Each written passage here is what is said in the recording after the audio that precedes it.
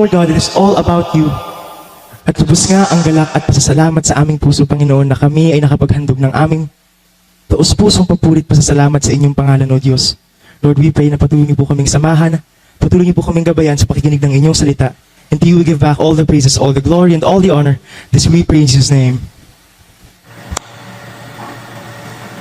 Matthew 6:27, can worry make you live longer? Totoo ba makakapagpahaba ba ng buhay ang pag-alala? Huwag nang mag-isip ng mag-isip. Yan ang katuruan ng Panginoong Jesus. Dear God, we thank you for this day. We thank you for life and strength. Salamat sa ibinibigay niyo sa aming mga pangangailangan namin. At ngayon, Panginoon, kami po'y pakalinisin ninyo at paging dapatin yung tumanggap na inyong pagtutuwid, pagtuturo, pagpapalakas. Be our preacher, our teacher, our guide, our healer. We seek you, Father, in the name of your Son, Jesus. Mahilig mag-isip at mag-alala ang mga tao tungkol sa mga kailangan. Ang dami naman talagang kailangan ng tao. Pero napakaraming lalong pag-aalala tungkol sa mga kailangan na ito.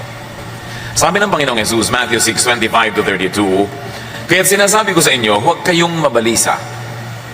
Sino sa inyo ang makapagpapahaba ng kanyang buhay ng kahit isang oras sa pamamagitan ng kanyang pagkabalisa? Kaya't huwag kayong mag-alala na baka kayo kapusin sa pagkain, inumin o damit. Hindi ba't ang mga hentil lang nagbabahala tungkol sa mga bagay na ito? Alam na ng inyong Ama na nasa langit na kailangan ninyo ang lahat ng ito. Paulit-ulit, yan ang tema ng turo ng Panginoong Jesus. Huwag mag-alala. Walang mararating ang pag-aalala. Bumibigat lang ang mabigat ng mga kailangan sa buhay at dapat daw magtiwala sa Ama dahil alam niya ang pangangailangan natin, kaya dapat magtiwala. Pero ang mga tao, mahilig mag-isip ng mga kailangan, tulad na natin binanggit, at mga problema. Kung ano-ano mga problema, pinoproblema, na matapos isipin, matapos mapuyat, matapos mapagod, hindi pa rin naman nalulutas yung problema. Paikot-ikot, paulit-ulit na usapan. Proverbs 12:25, nagpapahina sa loob ng isang tao ang kabalisahan. Ngunit ang magandang balita ay may dulot na kasiglahan. So pag laging nababalisa ang tao, humihina ang loob, pumupuro lang isip, nasisira ang pasya, ang desisyon, ang diskarte. So walang mapapala na lagi na lamang na mabalisa. Mabuti daw ay makinig, maghanap ng magandang balita kasi yun ang ibibigay ng sigla. At pag sumisigla ka, gumaganda ang takbo ng iyong isip, lumalakas ang iyong loob, ang diskarte mo, maayos, gaganda ang takbo ng pagharap mo sa buhay. So huwag laging mamili na kabalisahan ng isipin, kundi ang pagtuunan ng pansin ay yung nakakapagpasigla. Ibig sabihin yung magandang balita. Focus on good news.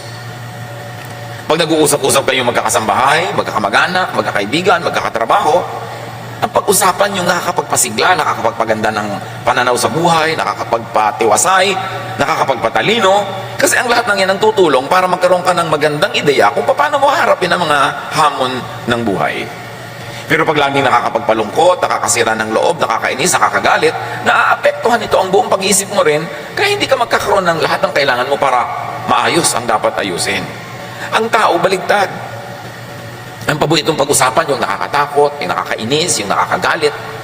At kung may pag-uusapan sila tungkol sa isang tao, bihirang-bihira yung usapan niya yung kapurihan ng tao, yung magaganda niyang gawa at asal. Usually, ang pinag-uusapan yung kanyang mga kapintasan, yung mga nakakainis niyang ginagawa. Pero kung anong pinag-uusapan ninyo, yun ang umaapekto sa inyong utak. At kung anong laman ng inyong utak, ganun ang gagawin ng inyong katawan. Kaya para nating nilalaso ng sarili nating isip at sariling buhay, kung puro negative ang iniisip. Puro mga nakakapagpahirap ng loob, nakakatakot, nakakapagpataas ng presyon. Yan ang mga iniisip ng tao. Pinupuno ng tao ng laso ng kanyang isip, tapos mag-e-expect siya na may lumabas na magandang isipin doon para malutas niya ang kanyang mga suliranin, maharap niya ang kanyang mga problema. Mahilig ang mga tao na mag-isip tungkol sa pagtanda at kamatayan. Kung bata pa, yung sobrang bata pa, hindi pa niya iniisip yan ang pagtanda. Kaya mga bata, walang takot walang mga takot sa thrill, laging gusto thrilling, exciting, kasi hindi pa nasasaktan ang ganap, hindi pa nasusugatan, napepeklatan. Pero pag nagsisimula ka na mag-isip na paano kaya pagtanda ko, sino kaya mag-aalaga sa akin, ano kaya ibibili ko ng gamot, sa kaya ako titira, tumatanda ka na nga pag dumadating ka sa ganung punto. At sinasabi rin ni Jesus yun, ano naman ang mapapala mo kaiisip niyan? Yung lagi kang nag-aalala. Psalm 71:9, ngayong ako'y matanda na, huwag mo akong pabayaan. Ganyan daw ang mga drama ng mga tao. Katawan ko'y mahina na, kaya ako'y huwag mong iiwan. Ganyan ang takbo ng isip. Nahihina ako, tatanda ako, wala ako bibili ng gamot. Ang dami namang tao sa paligid natin nagtandaan, at sa katandaan nila ay nangamatay, nailibing naman, maayos naman. Bakit naman ikaw ay hindi magkakaganon anak ka ng Diyos? Hindi dapat laging iniisip. Dapat ma-excite ka sa pagtanda, hindi matakot. Dapat, wow, tatanda na ako. Wow, dadami ang kaalaman ko. At kung marami kang itinanim sa buhay, wow, aanin na ako ng mga itinanim ko sa buhay. Pag dumarating ang gabi, matutulog ka, sabi naman tatanda, gabi na naman, isang dahon na naman ang nalaga sa tangkay ng panahon. Ang iniisip mo, paubos ang buhay ko. Baligtad. Pag gabi, matutulog kayo, sabi mo, wow, Lord, thank you, nadagdagan na naman ang one day ang buhay ko. Can you imagine? I'm one day older. Hindi yung now, nabawasan na yung haba ng buhay ko. Ano naman ang gusto nyo? 3,000 taon kayong mabuhay. Ano kayong pyramid? Ipinagpapasalamat mo dapat, wow, isang araw na naman ang lumampas, buhay pa ako. Hindi, isang araw na naman ang nabawas. Patanda na ako ng patanda. Hindi mo naman napipigil yung pagtakbo ng araw na yun eh. Bakit magiging negative ang pananaw mo? Dapat positive. Psalm 55, 4-5. Itong aking puso itigib ng lumbay. Another drama ha. Sa aking takot na ako ay pumanaw.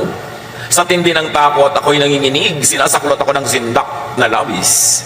O pagkatapos mong masindak, manginig, matakot, ano nga pala mo? Wala. Nakakapagod mag-isip, nakakapagod matakot. Ang kailangan sa tao, disiplinahin ang utak niya.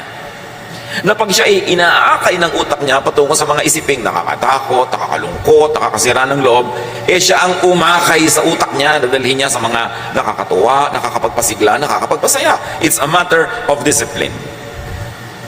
What thoughts you allow to linger in your mind become you.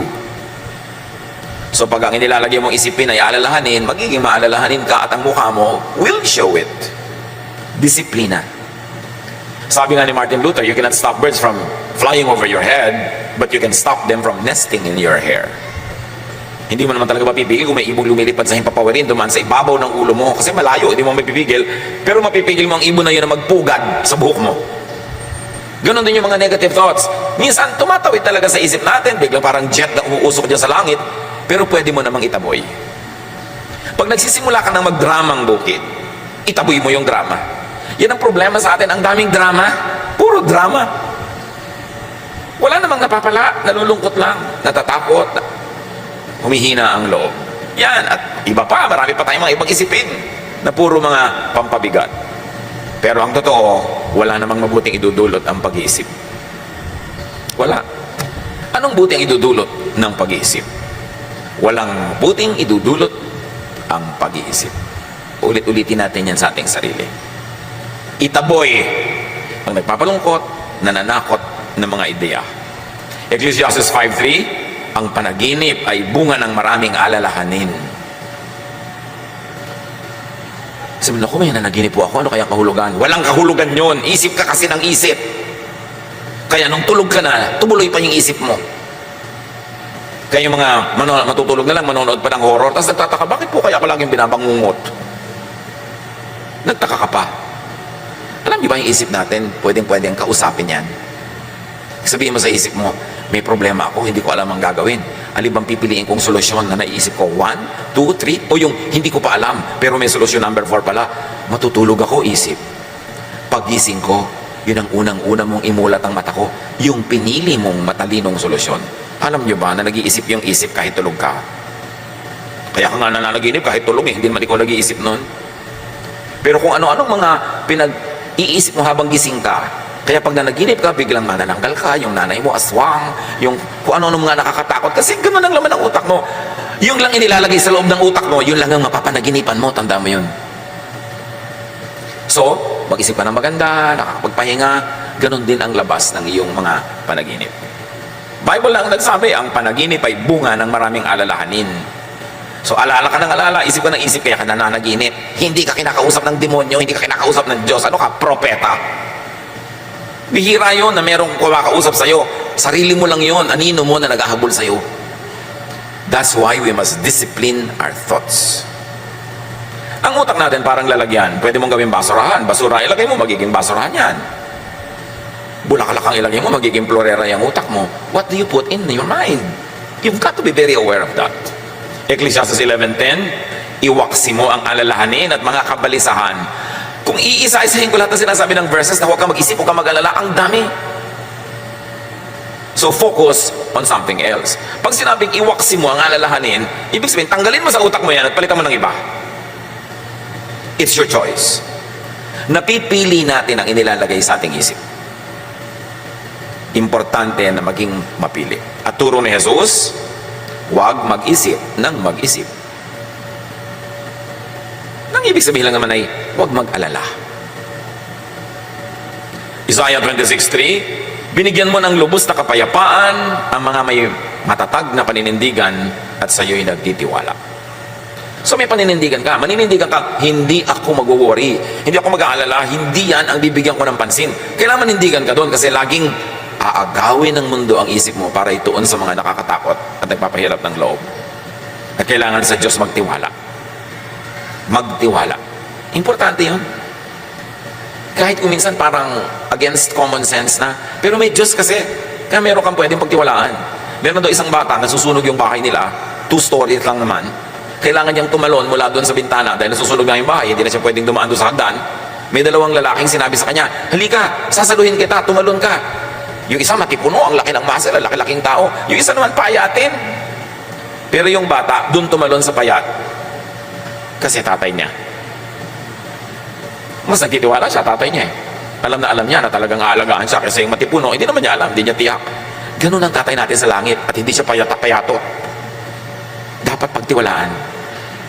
Kasi sabi niya, I will never leave you. I will never forsake you.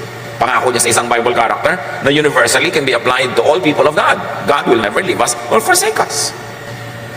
Kung bata ka, natatandaan mo ba ng bata ka, inalagaan mo ba ang sarili mo? Bakit ka nabuhay? Hindi ka mo naman inalagaan ang sarili mo. Ganon din pagtanda. Diyos ang mag-a-assign kung sino mag-aalaga sa iyo. Napaka-importante na isipin natin yung ganung mga bagay. Luke 12:25-26. Sabi ng Panginoong Jesus, sino sa inyo ang makapagdadagdag sa kanyang buhay ng kahit isang oras dahil sa pagkabalisa? Kung hindi ninyo magawa ang ganoong kaliit na bagay, bakit kayo nababalisa tungkol sa ibang mga bagay? Kung hindi nyo kayang dagdagan ng isang oras ang buhay nyo by worrying, ba't yung iba, inaalala nyo pa, hindi nyo rin yan magagawa. Sayang ang effort. Sayang ang pag-iisip. Ang tanong ngayon, paano iiwasan? Paano babawasan ang pag-alala? Well, una-muna, ang ibig sabihin ng ipasa Diyos yan ay magplano. Nag-aalala ka, paano kaya ako pagtanda ko? Eh di magplano ka habang di ka pa matanda. At ito'y para doon sa mga hindi pa matanda. Kasi kung matanda ka na, parang paghuli na ng konti. No? Pero pwede ka pa rin magplano para next week, para next year, next month. Kahit may edad ka na. Magplano. In other words, preempt, unahan ang problem o need. Iniisip mo, pagtanda ko, magkakasakit ako. Siyempre, pag nagkasakit ako, magpapatingin ako sa doktor. Baka magpapa-hospital ako, magpapagamot. Anong gagawin ko? Eh di, magbubili ka ng insurance na matino. Yung hindi 1, 2, 3 ha, hindi fly by night. Plano. O ayaw mo ng insurance, hindi ka naniniwala. Gumawa ka ng isang alkansya na kasing laki ng jeepney, hulugan mo ng barya, at ipanalangin mo, huwag ma-demonetize yung barya mo. Baka naman yung pera mo may nakalagay pang victory. Panahon pa ng hapon yun.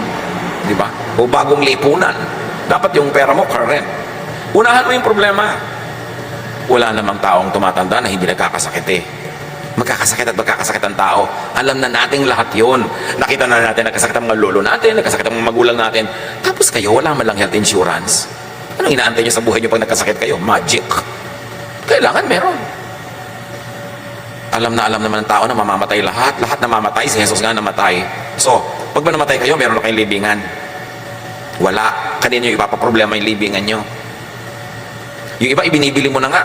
Magtatampo pa. Uy, pinapaiksi mo na yata ang buhay ko. Pinapanalangin mo na yata ang mamatay ako. Anong klaseng kamangmangan yan? Dramang bukid. Bakit hindi ka ba mamamatay? Masama bang paghandaan yon? Dapat nga, ipaghanda mo na yung pamburol mo. Kaya lang, iba-ibang sizes. Dahil hindi mo alam kung payat ka o mataba ka sa oras ng iyong kamatayan. Para mapipili mo, isusuot mo. Hindi yung kung ano-ano isuot sa'yo ng mga kamag-anak mo, pagtingin sa'yo ng mga iba, yung bihis mo, darna. Hindi mo napili. Huwag tayong maraming dramang bukid. Kailangan handa ka. Uy, binibili mo ko ng health insurance. Bakit gusto mo ba ako magkasakit? Mga pag-iisip yan ng mangmang, kakitira ng utak. Kailangan lakihan mo yung utak mo, handa ka. O alam mo, nahihina ka, syempre. Maganda ka na. Mangyayari yon. Kaya pag nakakakita ko ng mga young couple, nagpapagawa ng bahay, naku, ang gaganda ng hagdan, ang tatarek. Bakit? Di ba kayo tatanda? Bakit wala kayong kwarto sa baba? Tatanda kayo, may gumagapang na kayo ng hagdan, nahuhulog kayo ng mga hagdan-hagdan na yan. Dapat meron na kayong space sa baba. Maliban na lang, magpapalagay kayo elevator.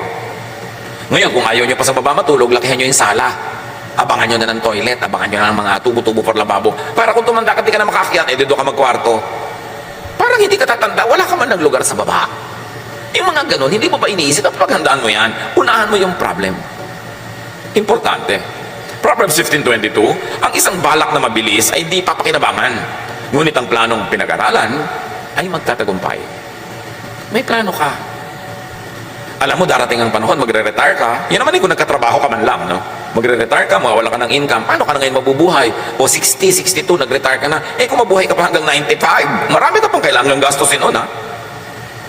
So, meron ka ba man lang na investment?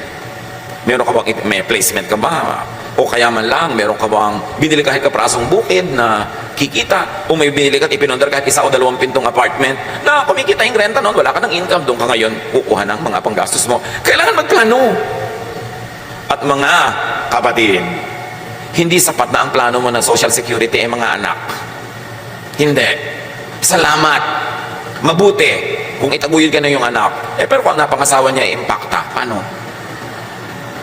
Di ba 99% ng napapangasawa ng mga anak natin, mga impacta. Sa tingin ng biyanan, na, paano na? Iniasa mo doon? Kung minsan nga, sarili mo anak, masama ugali. Kung mabuti ugali ng anak mo, may napangasawang masamang ugali. Kaya dapat may iba ka pa mga plano sa buhay. Yan naman kung gusto mong, hindi ka nag-aalala kung kailan matanda ka na. Huwag mong ilagay sa kamay ng iba ang iyong kapakanan. Kailangan may paghahanda. Proverbs 21:5, ang mabuting pagbabalak ay pinapakinabangan, ngunit ang dalos-dalos na paggaway walang kahihinatnan. So, over time, you build something na maaasahan mo pagdating ng panahon. Nang ibig sabihin lang naman mga kapatid, magsikap.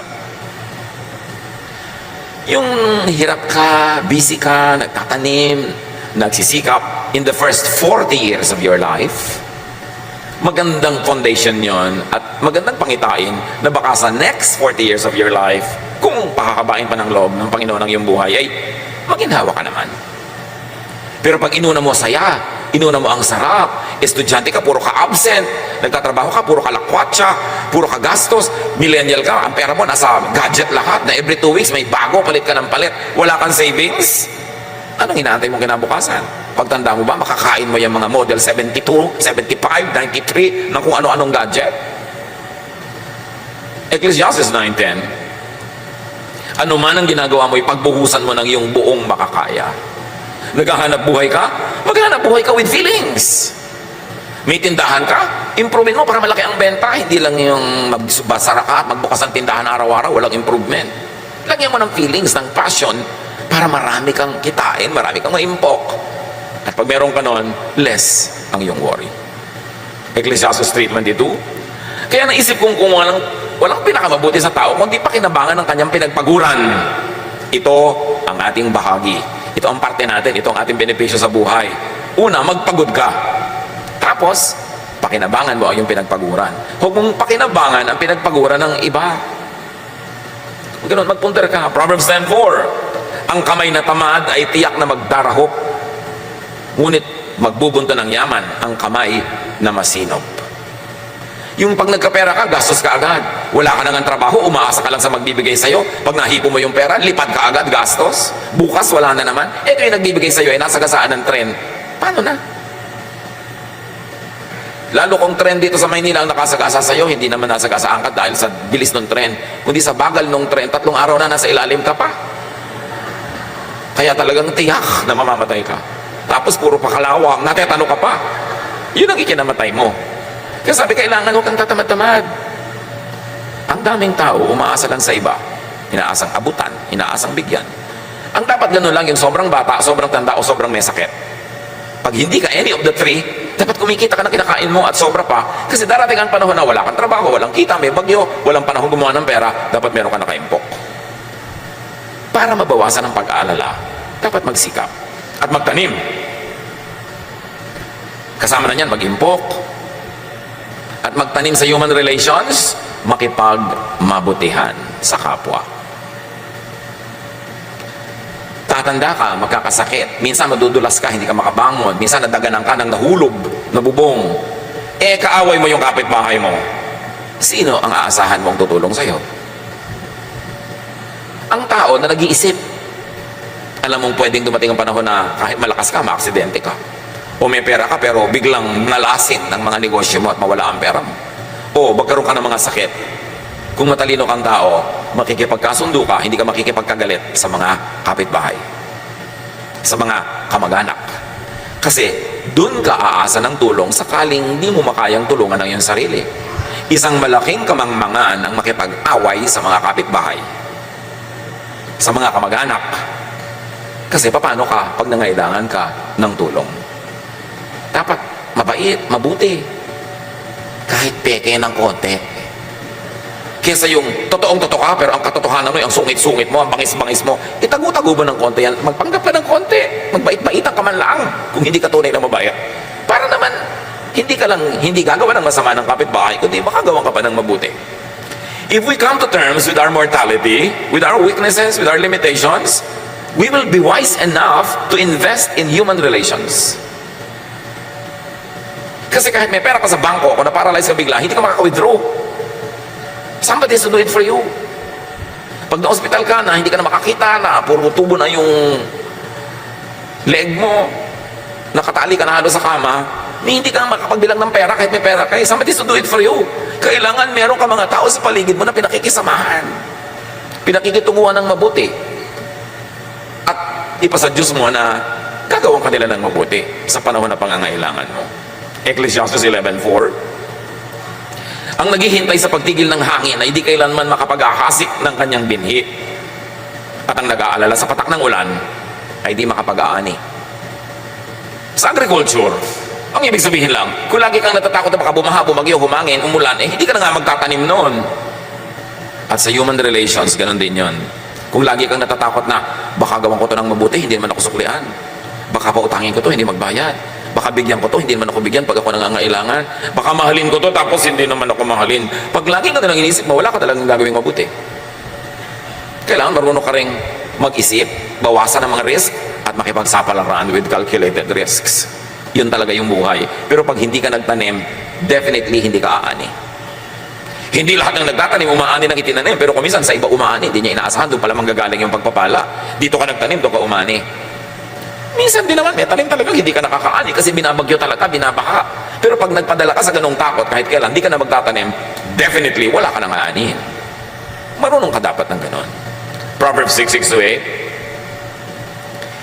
Ito'y para sa mga tamad, yung mga masisipag, hindi na kailangan makinig nito. Pwede muna kayo mag-text ng konti. Pero dahil maraming tamad, makinig kayo. Proverbs 6:6-8. Tingnan mo ang mga langgam. Ikaw na taong ubod ng tamad. Pamumuhay nila'y masdan mo at nang ikaw ay mamulat. Kahit sila'y walang pinunong sa kanila'y naguutos, walang tagapamahala o tagamasid na sinusunod, ngunit nag-iimbak ng pagkain sa tag-araw.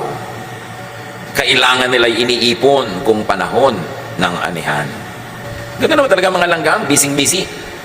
At sa mga agricultural places, pagka talaga anihan, nandun lahat ng langgam. Pag may nalaglag kang buto, nalaglag kang prutas, hinahakotan nila yan. Kahit 5 beses kasi laki ng katawan ng langgam yung buhat niya yon.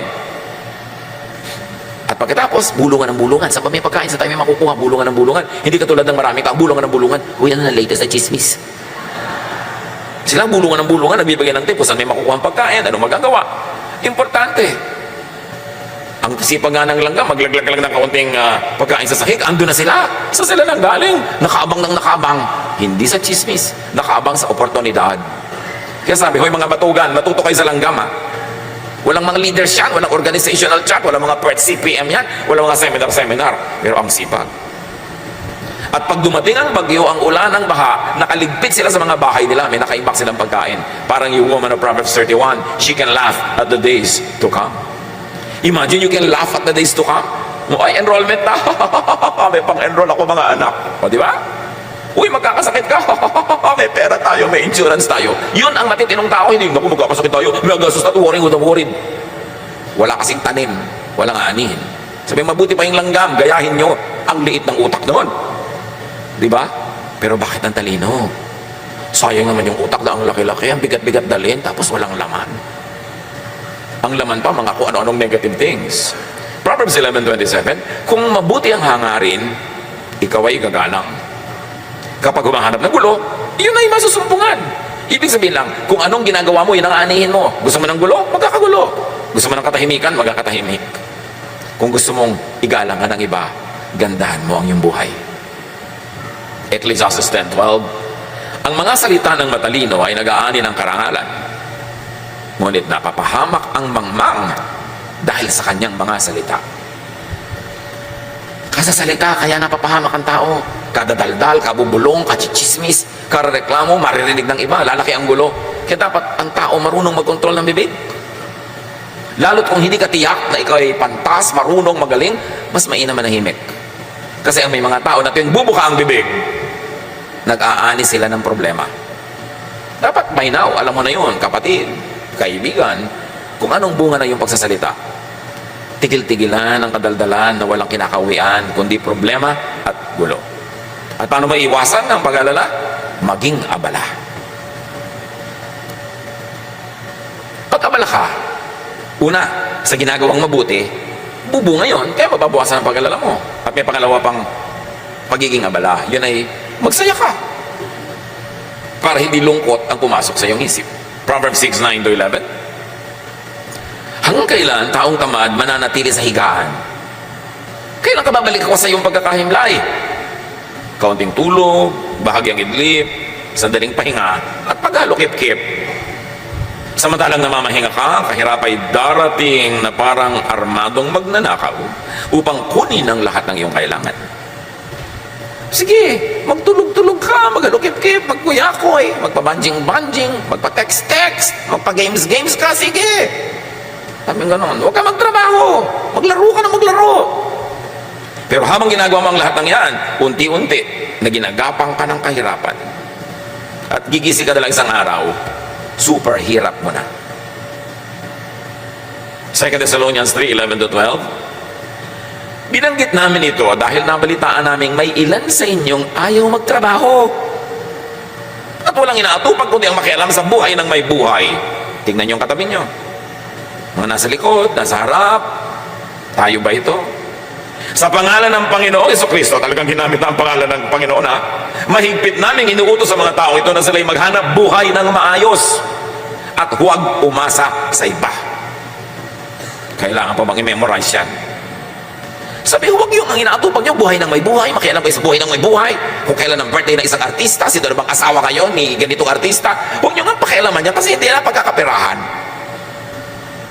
Ang atupagin nyo, sabi ganun, maghanap buhay kayo. At liban nila kayo sobrang bata, sobrang tanda o may sakit, huwag kayong umasa sa iba. Aba, may nabalitaan pa ako. OFW. Namatay na ang ina. Ang tagal na. Kasi hindi siya umuwi. Hindi sinabi ng mga kapatid. Bakit?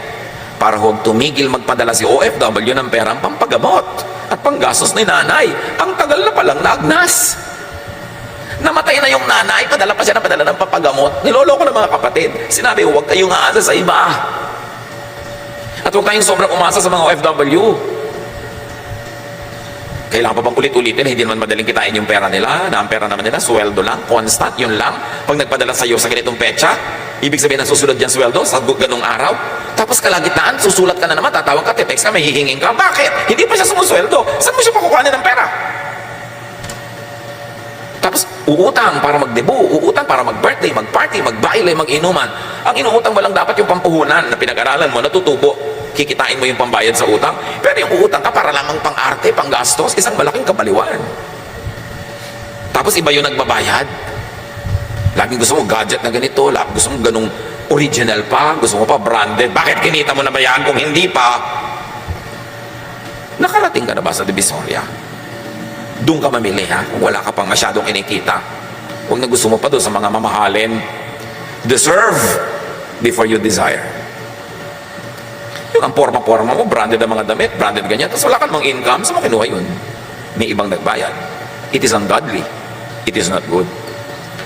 Kaya yung matinong babae sa Proverbs 31, sabi sa verse 18, she knows when to buy or sell, And she stays busy until late at night. Yun yung babaeng who can laugh at the days to come. So marami na tayong sinabi tungkol sa pagtatrabaho, pagtatanim, paggawa ng mabuti para huwag mag-alala. Di ba? Yun ang topic natin, para huwag mag-alala. Meron pa namang isang para huwag mag-alala, maglibang. Tagalog ito ha, hindi yung Bisayang maglibang. Maglibang, magsaya. Kailangan din yun, mahalaga yun. Lalo't kung hindi mo nun uutangin, o hihingin yung panglibang na Tagalog ha. Yung mga Bisaya lang nakakaintindi ng joke. Ecclesiastes 5:18, ito ang isang mabuting bagay na aking nakita. Nararapat lamang na kumain, uminom, at pakinabangan ng isang tao ang bunga ng kanyang pinagpaguran sa mundong ito. Sa maikling panahong ibinigay sa kanya ng Diyos, ito ang ating bahagi. Sabi, alam mo, huwag kakalimutan magsaya, maglibang, uminom, kumain. Lalot, pinagpaguran mo naman yon, bunga ng pagod mo. Huwag kang puro dusa, puro hirap, pero rin dapat mag-enjoy sa buhay. Para balanced. Ang buhay parang bangko. Pag nag-deposit ka ng maraming saya, sa oras na hindi ka masaya at malungkot ka nga, pwede kang mag-withdraw doon sa mga na-deposit mo noon. The many happiness and joys and pleasures you've had in life can strengthen you in times of sorrow. Naka-deposit kasi yun. Mag-deposit kayo ng kaligayahan sa puso nyo. Enjoyment, basta hindi ninanakaw.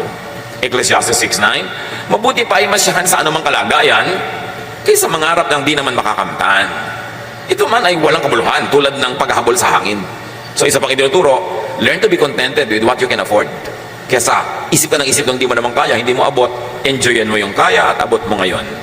Ecclesiastes 8:15, kaya para sa akin, ang tao ay dapat magpakasaya sa buhay. Walang pinakamabuti kundi kumain, uminom at magsaya. Ito ay magagawa niya habang siya ay nabubuhay at nakapagpapagod sa mundong ito. Punctuate your days of work with pleasure, with happiness, with mini vacations. Reward yourself and people who help you with pleasure, with happiness, with joy. It is very godly. Marami kasi mga tao, akala nila pag maka-Diyos ka, puro ka na pagpepenitensya, paghihirap, pag-aayuno, pagdurusa. No! God loves us. God is kind. Kaya lang niya tayo pinagtatanim para tayo umani. Hindi tayo parusahan. Kaya kung nagtatanim ka na, dapat umani ka. Mga kapatid, huwag niyong aagawan yung taong umaani ng tanim niya. Minsan sabi, uy, ang sarap-sarap na ng buhay niya, laki-laki ng kita ng tindahan niya. Kasama ka ba nung ipinandar niya yon? Na ang tinda lang niya, isang pirasong lumpia. After 1 week, 2 pirasong lumpia. Ngayon, isa na siyang lumpia queen. Tapos gusto mo ngayon, makihalo sa kinikita niya, kasama ka ba niya sa hirap? So, dapat pinagpaguran mo yan. Importante, napayagan natin yung mga nagtanim noon na anihin nila yung tanim nila. Huwag kang makiani. Kung pamisa-misa, nabibigyan-bigyan ka, salamat.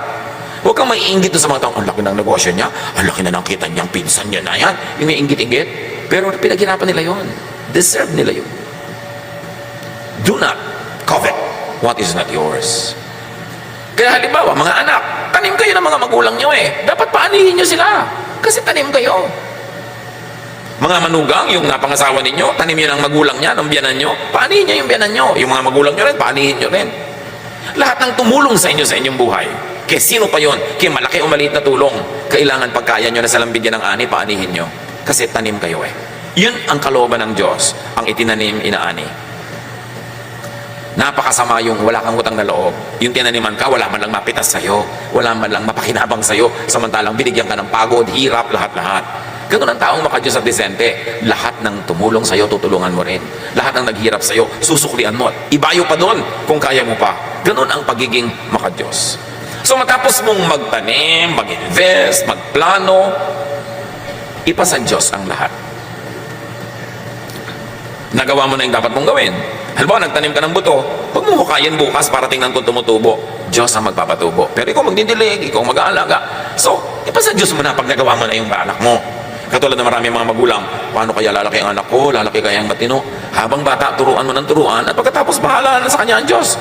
Nagtanim ka na eh. Sabi sa Bible, train up a child in the way he should go, and when he is old, he will not depart from it. So huwag ka nang problemahin yung pagiging old niya. Nataniman mo nung young, yun ang magiging siya. 99% of the time. So imbes mag-alala ka kung paano siya lalaki, palakihin mo ng tama ngayon. Yung first 10, 15, 20 years ng bata na nasa piling mo, taniman mo ng lahat ng mabubuti, sipag, kabaitan, pagiging makadiyos, makatao, at pagkatapos nun, pawalan mo na, magbubunga na yung itinanim mo. Pero kung itinanim mo, pinabayaan mo, negative, sinindak mo, tinakot, ginawa mo, dinepress mo yung bata, may bunga din yan. At aani ka rin yan, kasi yun ang tanim.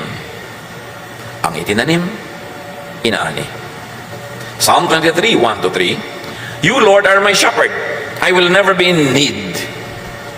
You let me rest in fields of green grass. You lead me to streams of peaceful water, and you refresh my soul, my life. So yung Panginoon, dinadala niyo ako sa mga luntiang mga damuhan, dinadala niyo ako sa mga payapang batis, at hindi lang yun physical, very especially mentally. Let the Lord take you, your thoughts, your brain, to realms of peace, of serenity, of rest. Mental discipline yan, and let the Lord lead you. Proverbs 3, 5-6, With all your heart, you must trust the Lord and not your own judgment. Always let Him lead you, and He will clear the road for you to follow. Laging kasama ang Panginoon. Pangungunan niya, pagtuturo niya. Proverbs 31:25, The woman who is full of wisdom, she is strong and graceful, as well as cheerful about the future. She is not scared of the future. She is cheerful about the future. Why? Because she planted in time. Kung anong dapat itanim, itinanim niya. Nag-iintay lang siya lagi ng ani. At kung umaani siya ngayon, nagtatanim pa uli siya sa iba, para bukas may iba na naman siyang aanihin. Philippians 4, 6-7. Huwag kayong mabalisa tungkol sa anumang bagay. Sa halip, hingin niyo sa Diyos ang lahat ng inyong kailangan sa pamamagitan ng pananalangin may pasasalamat. At ang kapayapaan ng Diyos na hindi kayang maunawaan ng tao, ang siyang mag-iingat sa inyong puso at pag-iisip dahil sa inyong pakikipagkaisa kay Kristo. Peace of mind is a mental state. It's a mindset. It's a way of thinking. But you can have peace when you do what you can and then leave the rest up to God. Dear Lord, we thank you that you are our Father, that you love us and you care for us, and you know what's happening in our lives. Alam niyo, Panginoon, ang alalahanin, mga bagabag, tumatakot sa bawat isang anak mong narito. Hindi ito lingid sa inyo. Isinusuko namin sa inyo ang aming mga alalahanin, ang aming mga takot, at kasabay nun, isinusuko namin sa inyo ang aming lakas, ang aming time, talent, and treasure, para kami mapangunahan mo, to invest, to plant, to do the right thing, and then to leave the rest up to you. May party kami, may party kayo. We are partners, so God, thank you that you are our partner in making our life beautiful, complete, peaceful, and fruitful. Pagbulay-bulayan natin mga kapatid ang makahulugan ng lahat ng ito sa ating pang-araw-araw na buhay. Bow before the Lord, spend some time in prayer and reflection as the Lord leads you to operationalize all of these ideals in your daily life. Father, continue to teach and touch your people.